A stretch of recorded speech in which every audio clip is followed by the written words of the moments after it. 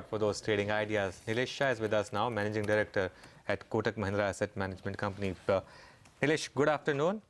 Are you any more bullish than you were last time? Last time you sounded very pessimistic. No, again I corrected last time that I'm not bearish, I'm not pessimistic, I'm trying to be realistic. And today also I'm realistic. Yes, with currency in circulation coming back into economy, things have improved. Some of the results, which are too early to say, but whatever has come in private bank as well as IT sector is little ahead of expectation. So we still maintain our view that this is likely to be a pendulum market. It will swing for a while before taking a particular direction. For a long-term investor, this is a great opportunity to buy. Okay, yes, that's been your stand for a while, that this is a great opportunity for long-term investors. Nilesh, hi, good afternoon. We've seen leadership come back to banks post-IndusInd's numbers, but you think it's too early to call that?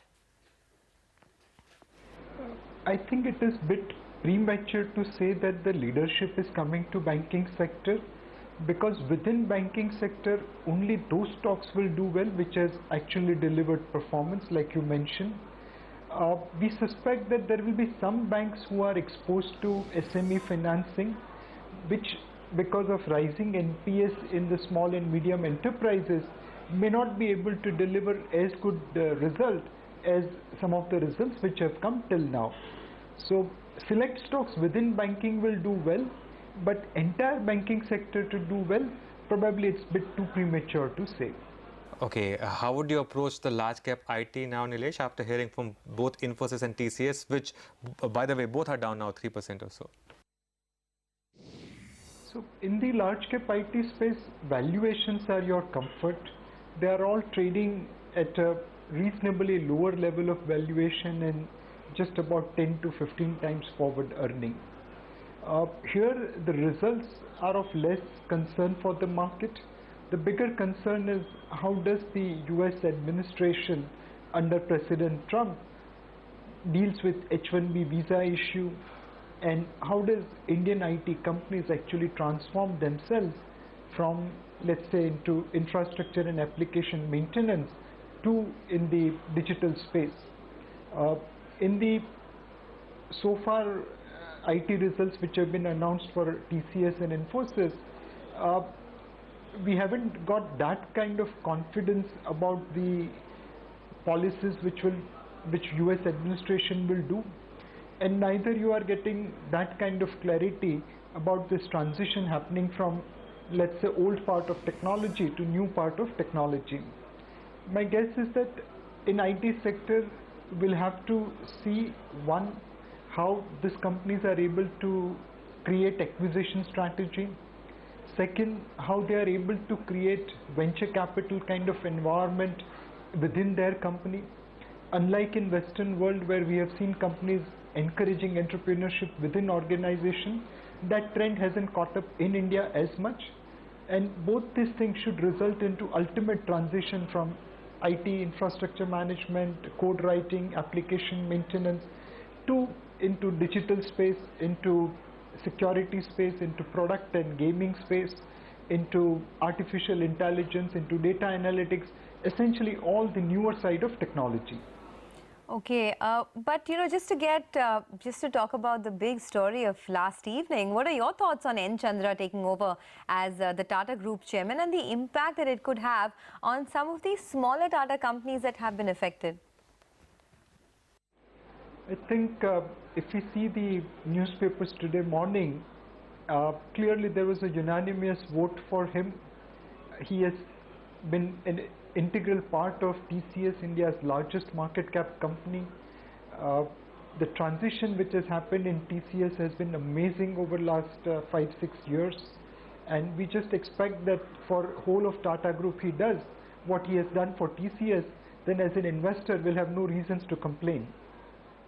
Yes, and you do have a lot of these Tata Group stocks, of course, in your funds. Nilesh, what about pharma stocks? Do you get a sense that they have priced in the worst? Because even post-Trump statement, we haven't seen these stocks actually, get punished a lot, and some of them have recovered. So we still expect pharma to underperform broad market over next 6 to 12 months. It's not that pharma stocks are going to start outperforming immediately, but subject to that caveat, over next 6 months, 9 months is the best time to accumulate pharma stocks. It will be worth building a portfolio rather than one pharma stock or two pharma stocks, because you never know which companies will get their US FDA approval for factories, which companies will file applications, and whose applications will be approved over a period of time. But certainly we expect pharma stocks to now starting the process of making the bottom. From here onwards there will be limited downside, but there could be underperformance if market starts rising. But this is the accumulation zone for pharma stocks undoubtedly, and after 6 to 9 months we do expect them to start outperforming as they start receiving FDA approvals for their factories and start filing applications for products in US market. Well, you know, every year we talk about the pre-budget rally, which remains a mirage. What are the expectations this year, or are there any expectations at all? So essentially we expect Finance Minister to be like Harry Potter. He must cast a magic spell on India's budget. On one side, as consumers, we are expecting him to reduce tax rates, increase minimum taxation exemption limit, and give more money in the hands of taxpayers so that they can go and spend money. As investors, we expect Finance Minister to provide money in road, railway, defense, and social and healthcare, so that the private capex, which is on the back foot right now, can be compensated by government capex being on the front foot. At the same time, we are also expecting Finance Minister to remember his promise about fiscal prudence path. We expect him to honor 3% fiscal deficit to GDP commitment, which he delivered in last year's budget.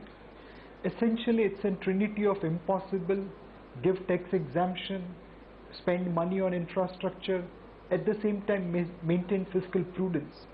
This is possible if Finance Minister truly becomes innovative in monetizing government's assets, in ensuring taxation compliance, using the data which they have gathered in terms of cash deposit into bank.